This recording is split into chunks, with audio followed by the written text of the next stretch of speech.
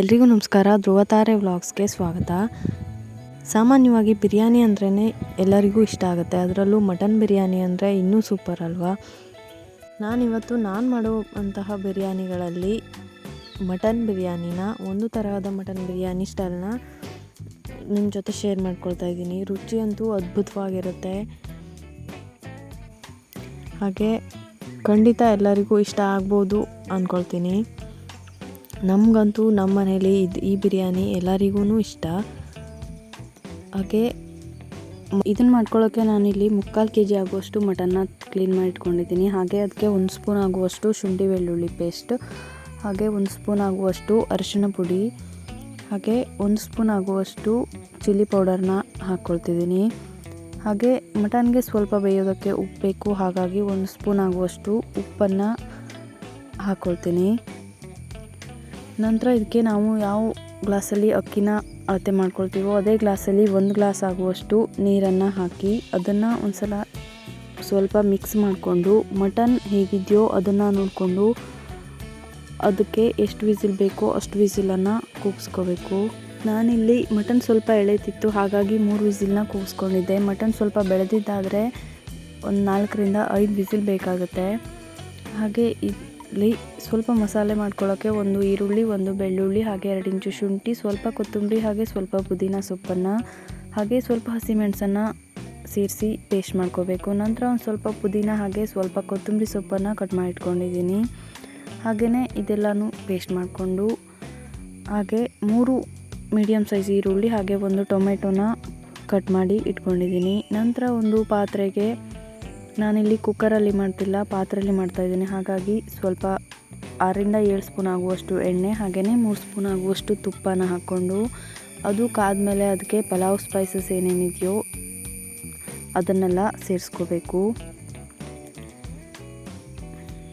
ನಂತರ ಅದು 1-2 ನಿಮಿಷ ಫ್ರೈ ಆದಮೇಲೆ ಕಟ್ ಮಾಡಿ ಇಟ್ಕೊಂಡಿರುವಂತಹ ಈರುಳ್ಳಿನ ಸೇರಿಸ್ಕೋಬೇಕು.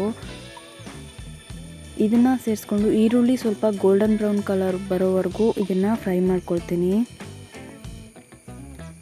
ಈರುಳ್ಳಿ ಎಲ್ಲ ಗೋಲ್ಡನ್ ಬ್ರೌನ್ ಕಲರ್ ಬಂದಮೇಲೆ ಇದಕ್ಕೆ ಮಾಡಿಟ್ಕೊಂಡು ಇರುವಂತಹ ಪೇಸ್ಟನ್ನು ಸೇರಿಸ್ತಾ ಇದ್ದೀನಿ. ಇದು ಸ್ವಲ್ಪ 1-2 ನಿಮಿಷ ಆಗುವಷ್ಟು ಫ್ರೈ ಆಗಬೇಕು. ಇದು ಎಣ್ಣೆ ಬಿಟ್ಕೊಳ್ಳೋವರೆಗೂ ಇದನ್ನು ಫ್ರೈ ಮಾಡ್ಕೋಬೇಕು. ಎಲ್ಲನೂ ಹಸಿದಾಗಿರೋದ್ರಿಂದ ಅದು ಸ್ವಲ್ಪ ಫ್ರೈ ಆದರೆ ಟೇಸ್ಟ್ ಚೆನ್ನಾಗಿರುತ್ತೆ. ಇದು ಫ್ರೈ ಆದಮೇಲೆ ಕಟ್ ಮಾಡಿ ಇಟ್ಕೊಂಡಿರುವಂತಹ ಟೊಮೆಟೊನ ಇದಕ್ಕೆ ಹಾಕ್ಕೊಳ್ತಿದ್ದೀನಿ. ನಂತರ ಇದಕ್ಕೆ 1.5 ಸ್ಪೂನ್ ಆಗುವಷ್ಟು ಗರಂ ಮಸಾಲಾನ ಸೇರಿಸ್ಕೋಬೇಕು ಟೊಮೆಟೊ ಸ್ವಲ್ಪ ಫ್ರೈ ಆದಮೇಲೆ. ಹಾಗೆ 1 ಸ್ಪೂನ್ ಆಗುವಷ್ಟು ಧನಿಯಾ ಪುಡಿನ ಸೇರಿಸ್ಕೊಳ್ತಾ ಇದ್ದೀನಿ. ಹಾಗೆ 1 ಸ್ಪೂನ್ ಆಗುವಷ್ಟು ಚಿಲ್ಲಿ ಪೌಡರ್ನು ಹಾಕ್ಕೊಳ್ತಾ ಇದ್ದೀನಿ.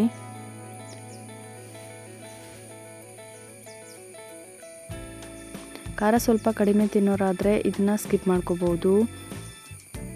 ಹಾಗೆಯೇ 1 ಸ್ಪೂನ್ ಆಗುವಷ್ಟು ಅರಿಶಿಣ ಪುಡಿನೂ ಹಾಕ್ಕೊಳ್ತಾ ಇದ್ದೀನಿ ಇದಕ್ಕೆ. ಇದನ್ನೆಲ್ಲ ಹಾಕ್ಕೊಂಡು ಒಂದ್ಸಲ ಚೆನ್ನಾಗಿ ಇದನ್ನು ಮಿಕ್ಸ್ ಮಾಡ್ಕೋಬೇಕು. ನನ್ನ ಚಾನಲ್ನ ಫಸ್ಟ್ ಟೈಮ್ ನೋಡ್ತಾ ಇರೋರು ಪ್ಲೀಸ್ ನನ್ನ ಚಾನಲ್ನ ಆದಷ್ಟು ಸಬ್ಸ್ಕ್ರೈಬ್ ಮಾಡಿಕೊಂಡು ನೋಡಿ, ಹಾಗೆಯೇ ಬೆಲ್ ಐಕಾನ್ನ ಕ್ಲಿಕ್ ಮಾಡಿ. ಇದರಿಂದ ನಾನು ಹಾಕುವಂಥ ವಿಡಿಯೋಸ್ದು ನೋಟಿಫಿಕೇಷನ್ ಬರುತ್ತೆ ನಿಮಗೆ.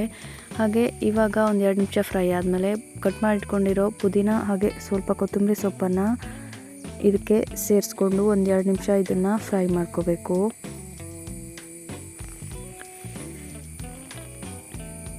ನನ್ನ ಚಾನಲಲ್ಲಿ ಹಾಕುವಂಥ ವಿಡಿಯೋಸ್ ಇಷ್ಟ ಆದರೆ ಪ್ಲೀಸ್ ಲೈಕ್ ಮಾಡಿ, ಹಾಗೆಯೇ ಕಮೆಂಟ್ ಮಾಡಿ, ಶೇರ್ ಮಾಡಿ.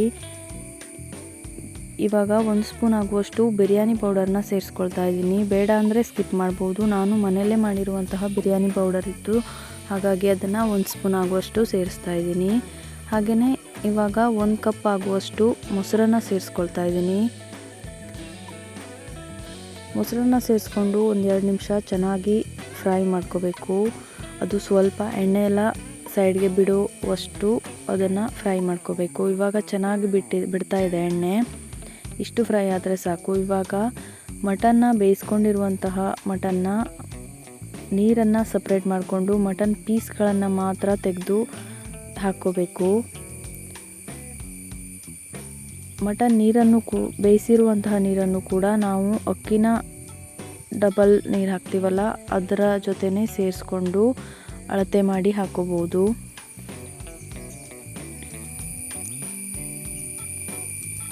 ನಾನಿಲ್ಲಿ ಜೀರಾ ರೈಸ್ನ ತೊಗೊಂಡಿರೋದ್ರಿಂದ ಅದಕ್ಕೆ 1 ಗ್ಲಾಸ್ಗೆ 2.5 ಗ್ಲಾಸಷ್ಟು ನೀರು ಬೇಕಾಗುತ್ತೆ. ಹಾಗಾಗಿ ನಾನು ಅಷ್ಟು ನೀರನ್ನು ಹಾಕ್ಕೊಂಡಿದ್ದೀನಿ. ಮಟನ್ ಬೇಯಿಸಿರೋ ನೀರನ್ನು ಕೂಡ ಸೇರಿಸಿ.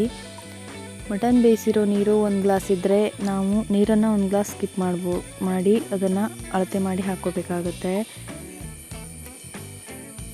ಹಾಗೆ ರುಚಿಗೆ ನೋಡಿಕೊಂಡು ಉಪ್ಪನ್ನು ಸೇರಿಸ್ಕೋಬೇಕು. ಈ ನೀರು ಕುದಿ ಬಂದಮೇಲೆ ಇದಕ್ಕೆ ತೊಳೆದು ಕ್ಲೀನ್ ಮಾಡಿ ಇಟ್ಕೊಂಡಿರುವಂಥ ಅಕ್ಕಿನ ಸೇರಿಸ್ಕೊಂಡು ಇದನ್ನು ಆದಷ್ಟು ಸಣ್ಣ ಉರಿಲಿ ಇದನ್ನು ಕೈ ಆಡಿಸ್ತಾ ಇಡಬೇಕಾಗತ್ತೆ. ಇಲ್ಲ ಅದು ತಳ ಹಿಡಿಯೋ ಚಾನ್ಸಸ್ ಇರುತ್ತೆ. ಹಾಗಾಗಿ ಇದನ್ನು ಹೀಗೆ ಕೈ ಆಡಿಸ್ತಾನೆ ಇರಬೇಕು. ಅಕ್ಕಿ ಒಂದು 3/4% ಬೆಂದಿದೆ ಅಂತ ಅಂದಮೇಲೆ ಇದನ್ನು ದಮ್ ಕಟ್ಟಬೇಕಾಗತ್ತೆ.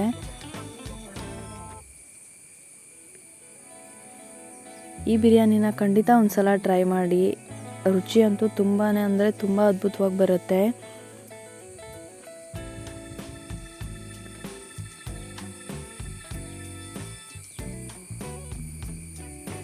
ಈ ಟೈಮಲ್ಲಿ ಒಂದು 2-3 ಸ್ಪೂನ್ ತುಪ್ಪವನ್ನು ಸೇರಿಸ್ಕೊಂಡು ಇದನ್ನು ಅಕ್ಕಿ ಇಷ್ಟು ಬೆಂದಮೇಲೆ ತುಪ್ಪನ ಸೇರಿಸ್ಕೊಂಡು ಅದನ್ನು ದಮ್ ಕಟ್ಟಬೇಕಾಗತ್ತೆ. ಈ ರೀತಿ ಒಂದು ಆವಿ ಹೊರಗೆ ಬರದೇ ಇರುವಂಥ ಪ್ಲೇಟ್ನ ಮುಚ್ಚಿಬಿಟ್ಟು ಈ ಥರ ವೇಟ್ಗೆ ಏನಾದರೂ ಅದ್ರ ಮೇಲೆ ಇಟ್ಕೊಂಡು ಒಂದು 15-20 ನಿಮಿಷ ಲೋ ಫ್ಲೇಮಲ್ಲಿ ಇದನ್ನು ಬೇಯಿಸ್ಕೊಂಡ್ರೆ ಮಸ್ತಾಗಿರುವಂತಹ ಬಿರಿಯಾನಿ ರೆಡಿ ಆಗುತ್ತೆ.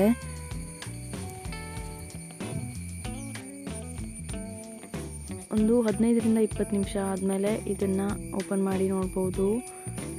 ಅನ್ನನೂ ಸೂಪರಾಗಿ ಉದುರಾಗಿ ಬರುತ್ತೆ. ಹಾಗೆಯೇ ಟೇಸ್ಟು ಕೂಡ ತುಂಬ ಅಂದರೆ ತುಂಬಾ ರುಚಿಯಾಗಿ ಬರುತ್ತೆ. ಇದು ಖಂಡಿತ ಒಂದ್ಸಲ ಟ್ರೈ ಮಾಡ್ಬೋದು. ಮಟನ್ ಇಷ್ಟಪಡೋರಿಗಂತೂ ಇದು ತುಂಬಾ ಇಷ್ಟ ಆಗುತ್ತೆ ಅಂದ್ಕೊಳ್ತೀನಿ.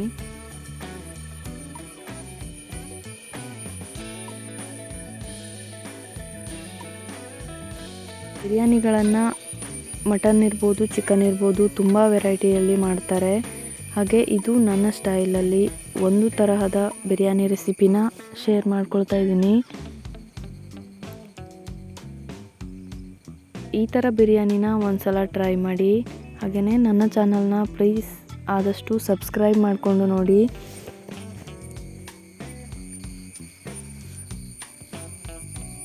ಮಟನ್ ಕೂಡ ತುಂಬಾ ಅಂದರೆ ಕರೆಕ್ಟಾಗಿ ತುಂಬ ಸಾಫ್ಟಾಗಿ ಬೆಂದಿರುತ್ತೆ. ಈ ರೀತಿ ಬೇಯಿಸ್ಕೊಂಡು ನಂತರ ಬಿರಿಯಾನಿ ಮಾಡಿದ್ರೆ.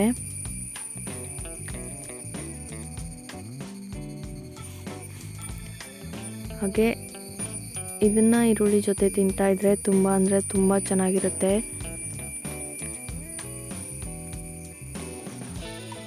ನಮಗಂತೂ ಈ ಬಿರಿಯಾನಿ ರೆಸಿಪಿ ತುಂಬ ಅಂದರೆ ತುಂಬ ಇಷ್ಟ.